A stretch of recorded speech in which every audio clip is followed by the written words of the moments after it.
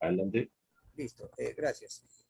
Nuevamente estamos con el doctor Joseph Campos y su disertación sobre lo que es la constitución política del Perú y en comparación con otras constituciones del mundo. Adelante, doctor Campos. Bueno, un poco para terminar la idea que había dicho Continúe. es importante destacar que efectivamente entre las cosas que sí se puede atribuir a nosotros son específicamente estos momentos que se señalan de corrupción, etcétera, pero nuevamente eso es un problema que está por fuera de la Constitución. Es un problema que puede estar desarrollado por el desarrollo de espacios de poder, de hecho, ¿no? Por la falta de una respuesta organizada por parte de la población, de tal manera que esa posibilidad que atribuía el invitado es completamente razonable en lo que él dice, ¿no? ¿Hay un problema? Sí hay un problema. Lo que yo sí creo que la solución no pasa por un cambio de constitución. Las reformas constitucionales, solamente para poner el ejemplo comparado a España, primero, la diferencia es unicameralidad y bicameralidad, ¿no? O sea, para comenzar. Pero es tan grave esto que cuando hay un proceso de reforma constitucional parcial, como de parte de la Constitución, lo que ocurre en España es una aprobación más o menos como lo que ocurre acá. 2/3 se repiten en diputados, 2/3 en senadores, ¿no? Y se aprueba. Pero cuando hay reforma total, hay un supuesto de disolución. ¿Cómo? Aprueba la primera vez, 2/3, ¿no? Y cuando entra la segunda, ya hay disolución del Congreso. O sea, lo que busca la Constitución española es que si voy a cambiar, reformar totalmente la Constitución, es una decisión tan relevante que no puede ser el mismo Congreso la que lo decida, sino que viene otro para la segunda aprobación. Eso es importante, porque al final de cuentas nos hace entender la relevancia de mantener la Constitución. La Constitución no sube el precio de las cosas ni las baja. La Constitución no hace escuelas, la Constitución no hace hospitales, la Constitución no hace esas cosas. La Constitución le dice al poder, no lo hagas. Al poder, hazlo. Es tu deber, es tu límite. Eso es lo que hace la Constitución. Los estatutos de poder solamente son mecanismos de control del poder. Y eso es lo que se limita. Pero está pasando por todo el país gente que está estafando al Perú. Le está diciendo, tu situación que vives es gracias a la Constitución. Y eso es una vil conducta política que creo que provoca una percepción, pero tampoco no es una demanda social grande, o sea, es una demanda social parcial, porque no confundamos. La demanda que provoca un momento constituyente no es de 10.000, 100.000, 150.000, 200.000 peruanos. No lo es masiva, nacional, ¿no? No es porque aparece un tipo con su cartel diciendo, quiero nueva constitución, con eso se crea la percepción. No, se podrá crear una percepción, pero la realidad es diferente. Y eso es el sentido de que hay que buscar con claridad los momentos y sí creo, y con eso voy, que existen decisiones que tienen que tomarse para reformarse políticamente. Para comenzar, por ejemplo, establecer y revitalizar los derechos sociales que fueron ciertamente reducidos al punto de inexistentes cuando recién se aprobó esta nueva constitución. Esta constitución que además tiene un origen espurio, eso hay que reconocerlo, ¿no? Junto con otros abogados como Alberto Borea, demandamos la inconstitucionalidad porque había sido la firmada por Fujimori. Pero después el proceso político le da una legitimidad, ¿no? Le quitaron la firma de Fujimori y hay una serie de interpretaciones del tribunal que han generado mejores condiciones de ejecución con este tribunal. Hasta ahora, este es el momento republicano más largo de la historia del Perú, ¿no? Sin interrupciones democráticas. No existe, no existe, no existe. Pero poco nada nos ha ayudado al desarrollo. Hay mucho crecimiento, pero no hay desarrollo. Y eso, claro, no es culpa de la Constitución, pero ¿qué hacemos? Algo tenemos que hacer. Pero tampoco seamos que, miren, pongámonos solamente a ver el 80 y vengámonos a ver en cifras, ¿eh? En cifras. No quiero ser un defensor de la Constitución incluyendo sus defectos. Tiene defectos. Uno, derechos económicos y sociales. Dos, la relación del Poder Ejecutivo con el Legislativo. Hay que eliminar esa vacancia, hay que ajustar tremendamente o eliminar el tema de los cierres del Congreso, ¿no? Porque son esencialmente antidemocráticos, ¿no? Hay que establecer con claridad una forma de reinstitucionalizar la política, hay que eliminar la no reelección de congresistas. Todas esas cosas hay que cambiarlas para dar una dinámica diferente al proceso político.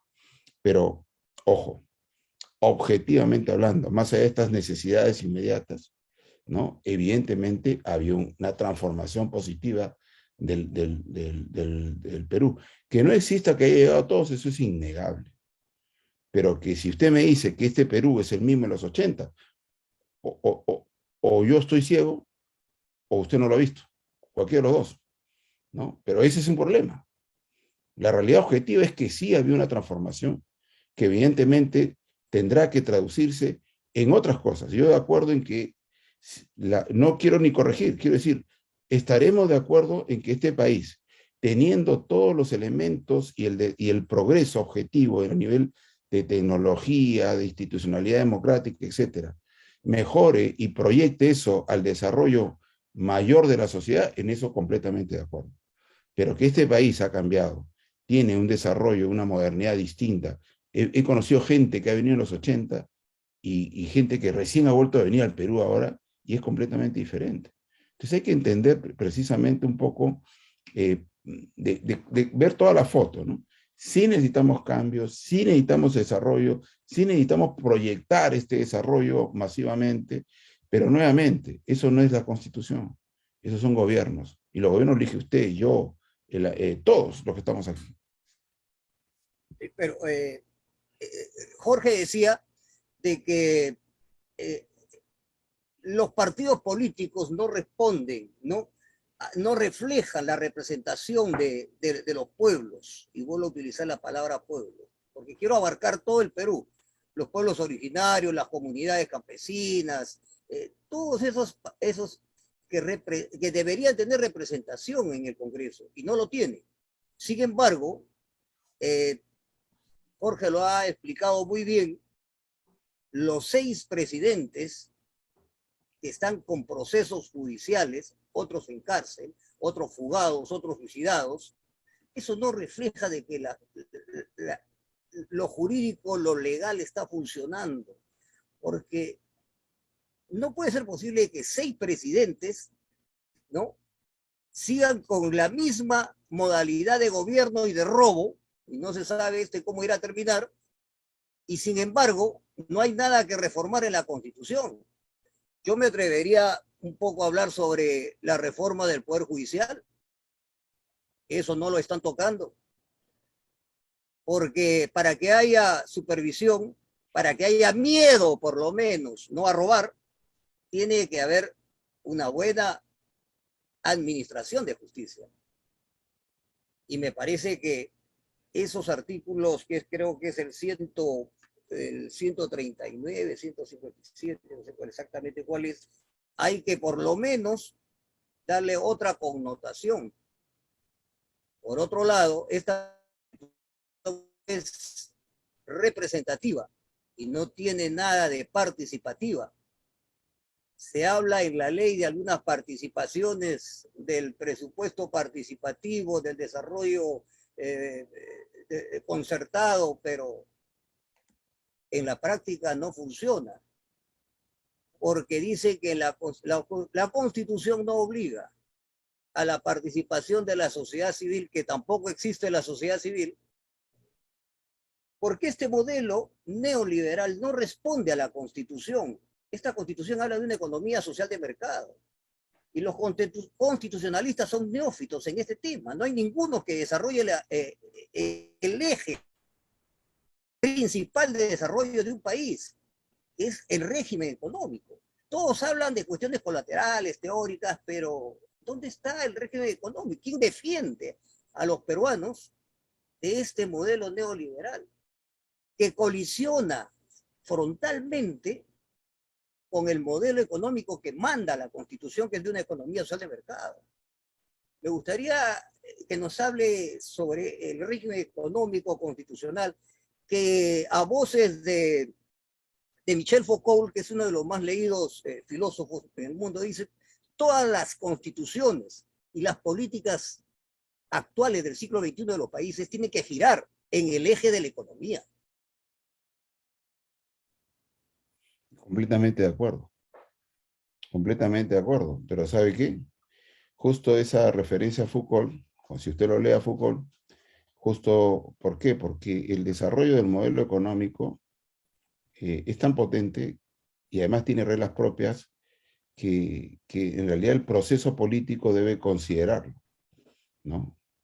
Y la conjugación, Schmitt conoció a Rousseau, ¿ya? Schmitt, el de las manos invisibles. Y el modelo de libertad que consagra precisamente los modelos económicos donde se permite el desarrollo de los mercados en libertad, y, ojo, no digo neoliberal, ¿no? Con organismos reguladores estatales, con eso, con supervisión estatal, son precisamente los modelos que soportan las socialdemocracias. O sea, las socialdemocracias no renuncian al mercado como un mecanismo movilizador económico.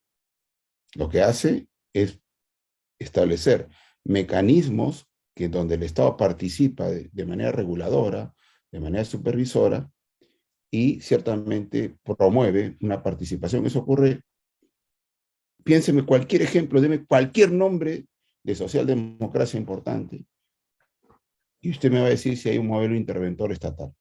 No existe. Pero para comenzar eso. En segundo lugar, yo sí creo que el problema, como bien se ha señalado al inicio, pasa por comprender de que este modelo político alentado de los 90 de participación política destruyó lo que viene a ser, hasta ahora, lo dice Roberto Blanco, un politólogo español importante, el único medio donde la masa se convierte en algo para acceder al poder siendo algo. Porque si no, se importa directamente de la masa al poder sin experiencia, sin capacidades, sin desarrollos, etc. Esa intermediación lo hacen los partidos políticos. Pero los modelos de partidos políticos, de formación, de capacitación, de intermediación, de racionalización de la política, ha sido destruido. Y lo que hemos visto y lo que explica, y como bien lo ha dicho el señor Otoya, ¿no? Es que lo que hemos visto hasta ahora, estos 6 referencias, son hijos precisamente de este modelo de participación donde se junta perro, pericote y gato sin que exista un San Martín. Entonces, todos estos partidos, entre comillas, son plataformas electorales donde se ha establecido una forma libérrima de comprender cómo participa la gente, con estos votos donde uno elige al candidato que vaya a ir. Toda esa forma, es forma destructiva de la participación política seria. Lo que tiene que ocurrir es volver a un modelo que ya es complicado volver, porque además frente a eso que estamos viendo, donde se ha instalado la convicción de estas plataformas electorales a las que le llaman partidos, donde se juntan populares, etcétera, donde a veces el que formó el partido ni conoce al candidato presidencial, etcétera, todo eso tiene que ser destruido. Pero esa es hija del discurso de los 90, ¿no? De que los partidos políticos son destructivos, etcétera, etcétera. El problema está, entonces, es reinstitucionalizar la política. ¿Cuál es el problema? Que esto es muy cómodo, muy popular, ¿no? Es el camino muy sencillo para que los poderes, de hecho, participen, porque viene un financiamiento de los poderes económicos, viene un financiamiento escondido de los poderes de narcotráfico, viene un financiamiento escondido de la minería ilegal, y todo eso no tiene ninguna forma de control, porque estos se reúnen exactamente 6 meses antes de las elecciones, y ahí se conocen los candidatos. De ahí no puede salir nada serio. De ahí nada serio. Entonces tenemos eso. Segundo, el desarrollo tecnológico. Las redes sociales hacen creer a las personas que los partidos políticos ya no son necesarios. Y en cierto modo funciona, porque hoy hasta movilizaciones se hacen con aplicativos. Forman, avisan, ¿no? Entonces ahora la ciudadanía manda directamente su demanda, ¿no? Al poder. Antes se hacía a través de los partidos. ¿Y cuál era la virtud de eso? Algo que no entiende la gente, que no entiende el que no estudia, mejor dicho. ¿Ya? ¿Cuál es la función del partido? Racionaliza los conflictos. ¿Y cómo lo racionaliza? Porque mire, si van convocados por una red o convocados por Claro, 70.000 personas a perdón, una doctor, movilización, pero ¿cómo se llama? Los partidos que representan verdaderamente a la necesidad de los pueblos.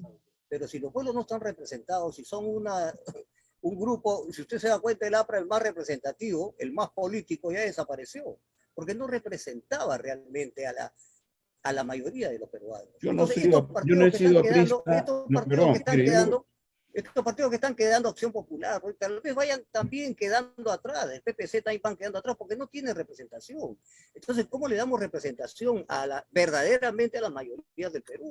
Es lo que está haciendo Chile, por perdón, ejemplo. mire, yo no, Chile, y te pongo el ejemplo de Chile, ahí vamos a hablar. Chile, por ejemplo, Chile, por Léalo ejemplo, ayer, ¿eh? está incluyendo, claro, está incluyendo, por ejemplo, la representación en las bancadas de los pueblos originarios, los pueblos indígenas. Y cómo podemos desarrollar, por ejemplo, políticas de desarrollo social.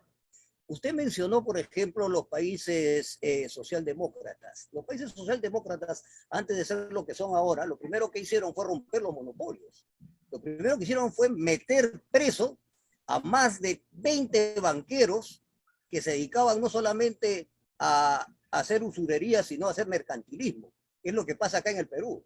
Y acá nadie le pone el cascabel al gato y nadie levanta la voz porque dicen que es constitucional. Yo no veo en la Constitución que mande que el banco sea mercantilista. Yo no veo que en la Constitución que diga que el libre, yo no veo nada para de lo que poder diga responder, el libre mercado. No dice pero nada del para libre poder mercado. responderle, usted dígame cómo se configura un mercantilismo, porque quiero entenderlo, porque lo que realmente ocurre es lo siguiente. Yo no he sido aprista, ni soy, ni quiero serlo, pero soy un convencido que los modelos políticos tienen que ser algo parecido a lo que se hacía antes, por una razón. Justo el ejemplo de Chile. Anteayer había una movilización brutal en Chile. ¿No? Brutal en Chile. ¿Por qué? Porque eso pasa a lo que quería terminar de hablar. Cuando no existe una intermediación entre el poder y la masa, toda la masa se expresa directamente. Entonces, no hay forma para responder y satisfacer, porque esta masa va cada uno con su motivación. Cada uno tiene una pretensión, cada uno tiene una inquietud, cada uno tiene una demanda.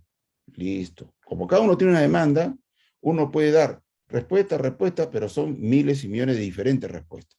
Cuando hay el partido racionaliza, acuerda y pacifica, cosa que no ocurre. Lo que yo no creo es lo siguiente. O sea, miren, voy a hacer una cuestión sacrílega en estos tiempos cuando se quieren enaltecer las minorías, haciendo un poco lo que dice Arnold Toynbee. Arnold Toynbee, el gran historiador del siglo XX, decía, el tema de la historia surge cíclicamente a manera espiralada y repetimos situaciones. Así como estamos en una evolución distinta de este modelo liberal, también queremos retroceder a un mundo preconstitucional y queremos volver a la representación corporativa. Cuando el Estado constitucional rompe, no quiere, le disgusta el corporativismo, ¿no? Entonces, ojo, podrá ser que sea otra realidad la composición de esas constituciones que dicen por aquí tal cosa, por aquí tal cosa, por aquí los gafiteros, por aquí los trabajadores, por aquí lo... Es hermoso. Y puede ser hermoso, que ya no es constitucional. Pues. La Constitución disolvió ese mundo corporativo. Disolvió ese mundo corporativo. Y empoderó precisamente el principio de igualdad, donde no eres diferente por lo que haces, por lo que eres, de donde vienes. Entonces, Le informo, doctor, disculpe, una 32.000 cooperativas agroexportadoras funcionan en Estados Unidos y no se habla de corporaciones, no se habla de ¿y cuál es su expresión política? de polarización, de ¿Y cómo es la expresión polarización. política? Pero ¿cómo se expresa políticamente en la Constitución? No existe. ¿Dónde está? ¿Dónde está una bancada Cuando se habla de de cooperativas? cuando Pero se dígame, habla pero cuando no bueno salgamos de ese tema, a ver, cuando se porque no habla te de vamos a confundir. economía, cuando se habla de economía social de mercado, implícitamente se está hablando de las instituciones intermedias y sobre todo de la producción en asociatividad. La economía social de mercado implícitamente compromete la asociatividad. Acá hay cooperativas. Aquí hay cooperativas. No, pues, Pero lo que yo digo es lo siguiente, como me ha hablado usted... Pero no es política de Estado, pues. Estamos hablando de políticas de Estado, no estamos hablando de empresas. Empresas hay cualquier cantidad. Una cooperativa, tres cooperativas, no, una golondrina no hace el verano. Las políticas de Estado se definen políticamente. Lo lleva alguien que lo hace política de Estado. Claro, claro. Eso no está en la Constitución, porque no debería estar.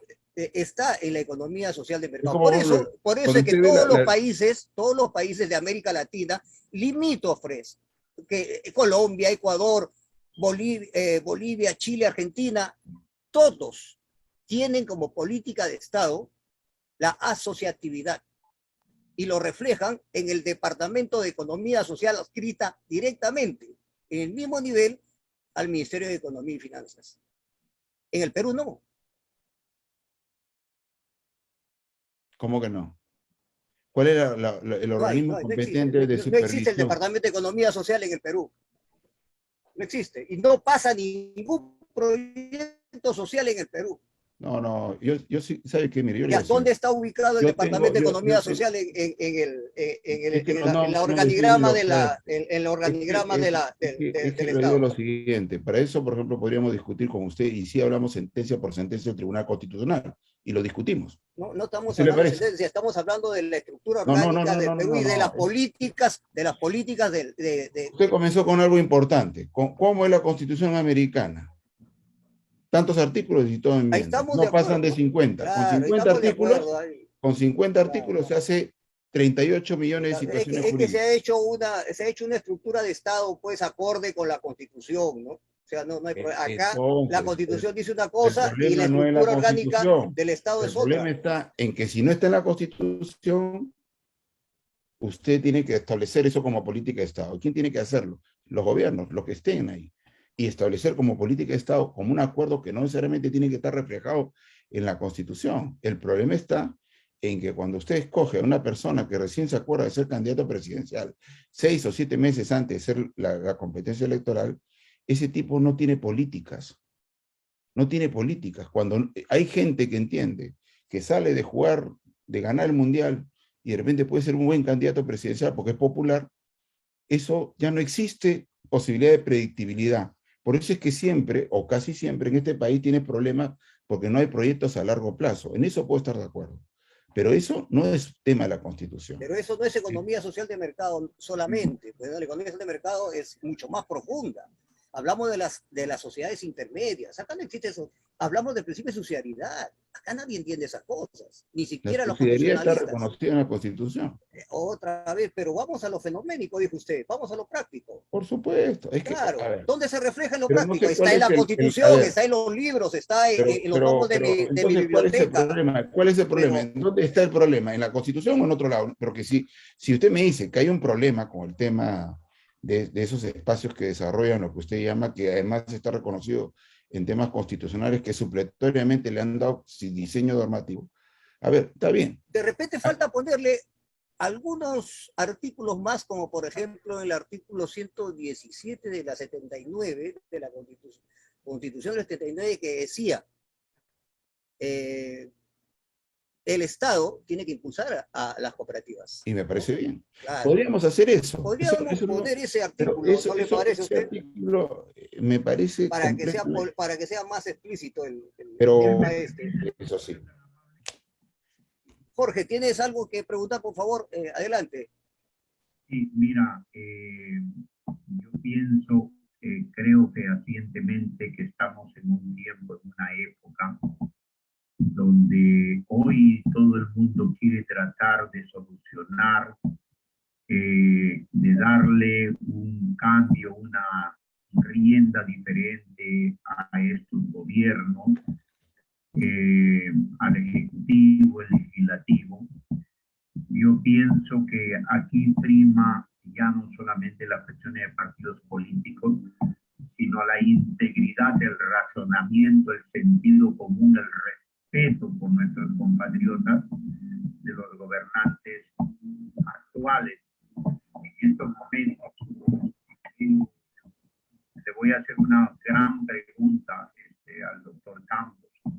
Por ejemplo, hoy, lo he comentado siempre, ¿no? Hombres que han sido totalmente educados, sus padres de repente pobres, vendiendo papa rellena, cachangas, anticuchos. Muchos se han avergonzado de sus padres por el trabajo humilde o sencillo, pero que los educaron, y hoy son jueces, fiscales, abogados, algunos congresistas, ministros, presidentes, que han llenado sus oficinas con diplomas, certificados de Harvard, de Columbia, de diferentes países del mundo, y hoy están camino al infierno desfilando por Miro Quesada 260. Y hoy nuestra Constitución, por más reformas que se tuvieran que hacer en estos momentos, lamentamos mucho que hablar o que decir, pero hoy existen hombres de corbata con sus cuadros y sus diplomas y sus certificados que realmente tienen una labia, tienen un léxico, una oratoria para llegar al poder, pero solamente para ver su propio beneficio y para poder sacar adelante sus intereses y no los intereses del país. Un ejemplo grande. Acabo de estar por Patás, ¿no? Yo soy asesor de los mineros artesanos y de las grandes mayorías que buscan, claman legalidad para sus trabajos en los gobiernos, en el Ministerio de Agricultura, en Pesquería y en Minería. Pero esta semana yo bajando de la mina encuentro a 2 policías uniformados en la misma entrada de una compañía minera muy grande que produce oro desde hace 50 años en el Perú, con policías vestidos con uniforme, y me bajo y les pregunto, señores, disculpen, ¿ustedes son asalariados policías del gobierno o a ustedes les paga esta empresa privada? ¿Cómo es eso que ustedes custodian el orden en nuestro país y ustedes están aquí en una caseta cuidando a una empresa privada? Por favor, dígame. ¿Les pagan un sueldo? Jorge, la última respuesta del doctor Campos, porque también ya está sobre la hora, ya también el programa está terminando. Sus últimas palabras, doctor Joseph Campos. Bueno, yo quiero primero agradecer a todos ustedes, realmente disculpen la pasión eventualmente con la que respondo, pero yo soy una persona que creo que el problema central es cómo reinstitucionalizamos la política en este país, ¿no? Considerando y reconociendo la necesidad de hacer las grandes reformas que se pueden hacer de manera múltiple y de diversos temas. Y por último, las propuestas, las reformas siempre serán lo que son propuestas. ¿Cómo se hacen realidad esas propuestas? Haciendo política. No hay forma. A veces ganas, a veces pierdes. Así funciona la política. Pero lo importante es establecer con claridad la necesidad de superar la realidad actual constitucional, porque en este momento no hay espacio para la política. Cada vez que existe un problema, se vaca o se cierra el Congreso. Y en ese espacio de tensión pasamos del insulto a las armas. Y en esa escalada no existe de violencia, no existe posibilidad de que la política juegue. Y la política es central en el Estado constitucional. Si no existe un juego de la política, si no habilitamos y mejoramos eso, yo siempre le digo a mis alumnos de pre y posgrado, preocúpate por la política porque es lo único que no te va a dejar. Te puede dejar, te van a dejar tus padres, te pueden dejar tus hijos, te puede dejar tu pareja, puede dejar vicios, puede dejar hobby, pero lo único que no te deja es la política. Entonces, en ese escenario, la necesidad de institucionalizar lo que existe, saber con esperanza que lo que estás viviendo en este momento es precisamente producto de la descomposición forzada que hizo poco Martín Vizcarra. Porque no solamente tenemos razón en el discurso crítico, pero vamos a lo que sigue. Porque si no, vayámonos del país, simple. En cambio, si de alguna manera creemos que lo que vemos es consecuencia de algo, pero que lo puedo mejorar, es ahí donde todos tenemos un espacio, y celebro que este espacio sea uno de ellos. Porque más allá de que coincidamos o no coincidamos en las propuestas. Lo Muchísimas importante gracias. es comprender que eso se necesita. Muchísimas gracias, doctor José Campos. Muchas gracias, licenciado Jorge Otoya, por su participación. Y estamos hasta una próxima reunión, doctor, que podamos seguir conversando sobre este tema. Y nos despedimos de todos nuestros, también nuestros escuchas de Universal TV Digital. Gracias a nuestro director Ricardo García. Gracias una vez más, doctor Campos. Gracias, licenciado Otoya. Hasta la próxima.